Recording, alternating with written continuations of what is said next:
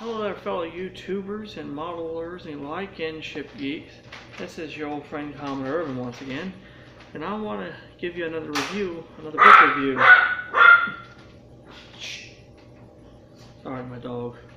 I want to review with you this time around the book Ghost Liners.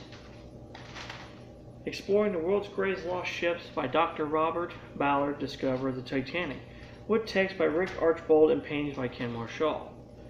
And basically, if you've never seen Ghost Liners, it's basically kind of like a kid's formatted book of the classic book Lost Liners. If you've seen the big, thick book Lost Liners, this is actually a kid's version of Lost Liners.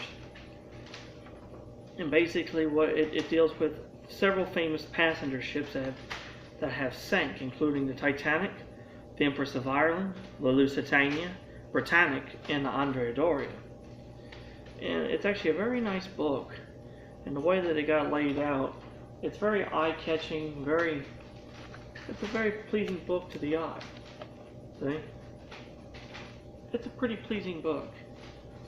And the text in it, it's not hard text, but it's you would have to be at least in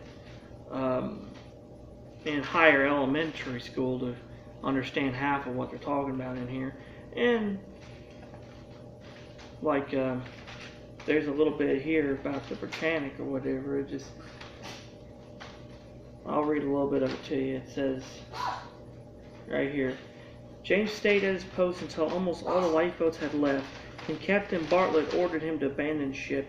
He watched the great liner's final moments from an overcrowded lifeboat. I saw the Britannic sink, he remembered. She went down bow first, and the propellers came up high out of the water, and I felt pretty flabbergasted. As we were rolling along, we saw a raft with a man standing on it, and a boat went up to it and raised a cheer, and we saw it was Captain Bartlett, and we cheered too. The captain had calmly walked off the starboard wing of the bridge as the ship sank, then swam to a collapsible lifeboat. Now he took charge of the rescue. So, I mean, it's got a little bit of higher grade reading in it, but it's actually a pretty nice book for what it is. And this book originally was published, well, I don't know if they made any updated editions of this book. I don't believe so. I think they've only published it one time. First published in 1998 in the United States by Little Brown and Company. It's a Madison Press book produced for Little Brown and Company. And it says here, historical consultants were Don Lynch, Simon Mills, Mark Reynolds, and Eric Sauter, which are all ocean liner historians, which they've added their 2 cents into the book, which made the book a hell of a lot better, I believe. And there's one part here that I read. It's really interesting about the Andrea Doria, and I'll read it to you. And if you've ever heard the story of this girl, her name was Linda Morgan. She was sailing with her family on the Andrea Doria from Genoa to New York, and their cabins were in the area where the Andrea Doria was pierced by the Stockholm's bow. And this is actually quite amazing. Here, I'll read this to you. It says, by an amazing twist of fate, Linda Morgan had awakened on the bow of the SS Stockholm, which had just crashed into the Andrea Doria just as the Italian liner emerged from the fog. The Stockholm's bow pierced the Andrea Doria's hull below the bridge at precisely the spot where the Canafara family had been sleeping in cabins 52 and 54. The bow scooped Linda out of bed and took her with it when the Stockholm pulled away, leaving a huge hole in the Andrea Doria's side. Linda's little sister, Joan, was washed into the sea and was never found. Her stepfather was so badly injured that he died a few minutes after the collision. Her mother, though hurt and trapped in the wreckage, was eventually rescued. When a crew member from the Stockholm finally heard Linda's cries for help and found her, he first thought that she was a passenger on his own ship. Many hours later, when Jane Canifa was finally carried to a lifeboat, she believed that she had lost her entire family. But it was more than a day before she learned that her daughter Linda was alive.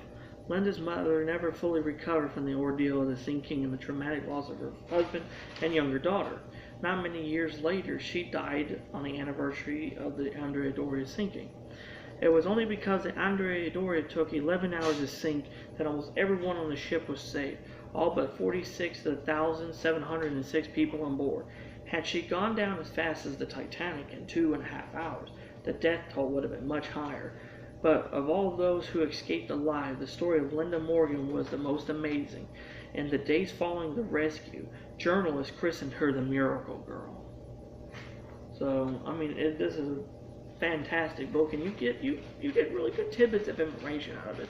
Like, I didn't know that, and I actually remember reading this as a kid, and I always thought it was a great book. So, if you want to look for this book, you guys yourselves, it is called Ghost Liners. This is the cover of the book. This is the back side of the book, if you want to know what it looks like. And so that is it. And if you guys enjoyed the book review, please leave a like for me. If you got any questions or comments, you leave them down in the comment section down below. And finally, you know, if you're new to the channel and you like my material, please hit subscribe. I would love it if you guys would subscribe, and that'd be awesome, you know. So anyway, until next time, this is your old friend Commodore Urban saying have smooth seas and fair skies, and happy sailing with you.